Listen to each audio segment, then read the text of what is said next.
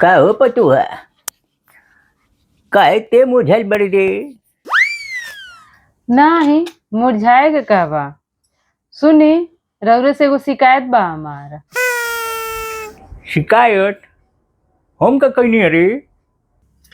हमरे बहन के फोने पर बार बार ही फोन करता न, समझा दी इनके, नहीं तो मामला बिगड़िए जाए।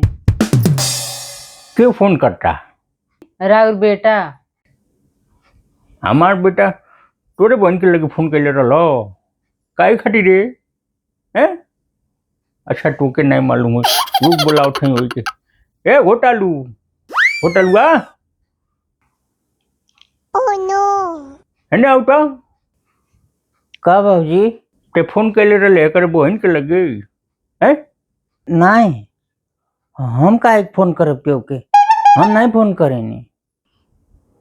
झूठ बोलते रही। अभी मजा मोबाइल दिखाओ। भिड़ो। मोबाइल देखो। Oh no. है के नंबर है?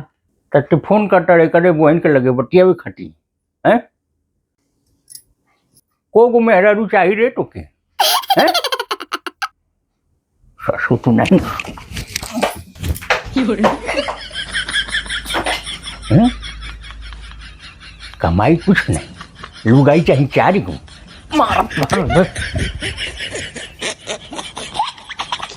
ठीक भइला, जा जा जा, ठीक भइला।